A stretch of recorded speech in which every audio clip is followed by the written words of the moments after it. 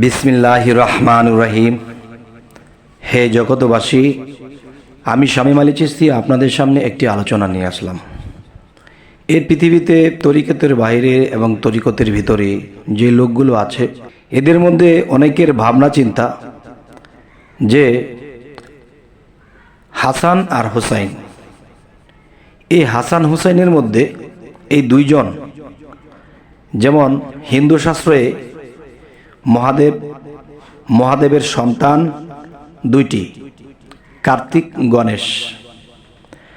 এখন অনেকেই এই কথাটা তরিকতের ভাষায় বা বিভিন্ন জায়গা থেকে শুনে একটা কথা বলে থাকে, হাসান হুসাইন নাকি কার্তিক গণেশ।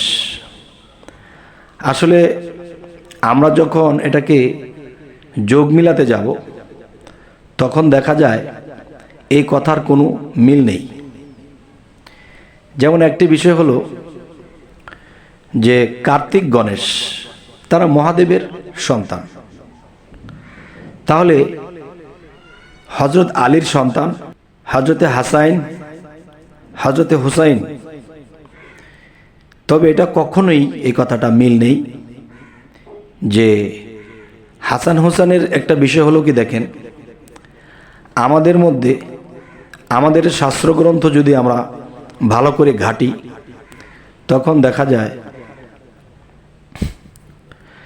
এই সমস্ত বিশ্ব ব্রহ্মাণ্ড সৃষ্টি হয়েছে পাক পাঞ্জাতনে। তাহলে পাক পাঞ্জাতন বলতে আমরা কি বুঝবো? পাক পাঞ্জাতন বলতে আমরা বুঝবো যেমন হযরত মুহাম্মদ সাল্লাল্লাহু আলাইহি সাল্লাম, হযরত আলী, মা ফাতেমা, হাসান, হুসাইন। আমাদের মধ্যে এই কথাটি বলা হয়েছে যে যদি এই পৃথিবী সৃষ্টি করা হয়েছে, আল্লাহ বলেছে কি, আমি 5টি পদার্থ দিয়ে, 5টি প্রকার দিয়ে আমি এই সমস্ত বিশ্বজগৎ সৃষ্টি করিয়াছি। সেই 5টি প্রকারের বহুদূর এর ব্যাখ্যা। এই জন্য কবি একটি কথা বলেছেন, আব, আতশ, খাক, বাত, নূর, এই 5-এর ব্যাখ্যা বহুদূর। তাহলে এই 5-এর ব্যাখ্যা কত দূর? এই 5-এর ব্যাখ্যা বহুদূর। যেমন 5 জন সাহাবা শ্রেষ্ঠ, 5টি কালেমা শ্রেষ্ঠ, 5 জন নবী শ্রেষ্ঠ, এবং পাক পাঞ্জাতনের 5 জন শ্রেষ্ঠ, আগুন, পানি, বাতাস, মাটি, আলো, এই 5টি দ্বারাই যেমন পৃথিবী সৃষ্টি করা হয়েছে, তাই বলা হয়েছে আব, আতশ, খাক, বাত, নূর, 5-এর ব্যাখ্যা বহুদূর। আর এই 5-এর ব্যাখ্যা যে কত দূর, এই দূর পর্যন্ত গেলে, সৃষ্টির গোড়াতে গেলে তখন আর মাথায় ধরে না। যাই হোক, সেখানে গেলাম না। তবে আমাদের একটা জিনিস বুঝতে হবে যে যারা বলে কার্তিক গণেশ, হাসান হুসাইন, আসলে এই কথাটি ঠিক নেই। কেননা যে আমাদের মধ্যে পাক পাঞ্জাতন সৃষ্টি না হলে জগৎ সৃষ্টি হতো না। আর সে পাক পাঞ্জাতনের অংশ হাসান হুসাইন। তাহলে এখন যারা এই জিনিসগুলো বোঝে নাই, তারা এরকম বলে শুনে শুনে। আচ্ছা, আরেকটি বিষয় হলো যে হাসানের গুণ এবং হুসাইনের গুণ, একটি হলো পানির গুণ, আরেকটি হলো আগুনের গুণ। একটু গভীরে যাই। যেমন আগুন যত উত্তপ্ত হোক, যত বড় করে জ্বলুক, কিন্তু পানির কাছে কিন্তু আগুন টিকবে না, আগুন নিভে যায়।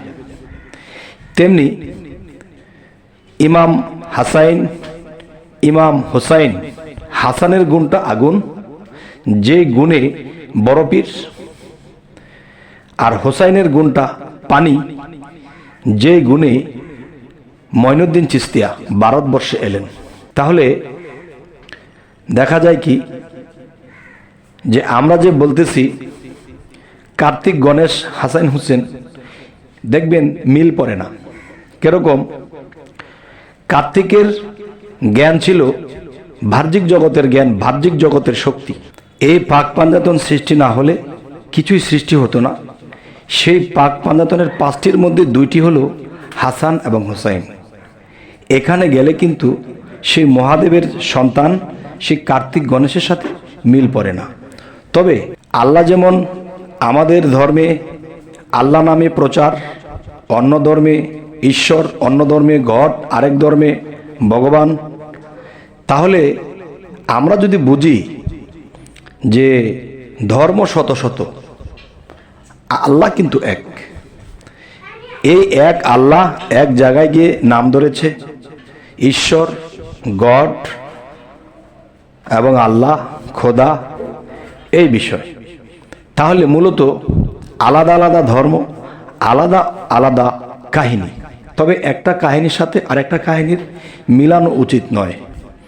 কেননা যে আমরা বাহ্যিক জগতে যে সিনেমা দেখি, কাহিনী দেখি, এই কাহিনী দেখতে গেলে একটা কাহিনীর সাথে আরেকটা ছবির কাহিনী মিল নেই। তাহলে মিল নেই বলে কি হয়েছে? আল্লাহ আরেক জায়গায় আরেক নামে আরেকটা ধর্ম পরিচালনা করেন, আল্লাহ এখানে আল্লাহ নামে আমাদের ধর্ম পরিচালনা করতেছেন, জ্ঞান দিতেছেন, মানুষকে চালাইতেছেন, খাওয়াইতেছেন। কোনো ধর্মের মানুষকে কিন্তু আল্লাহ না খাওয়াই রাখে না, সবাইকে দেখতেছে।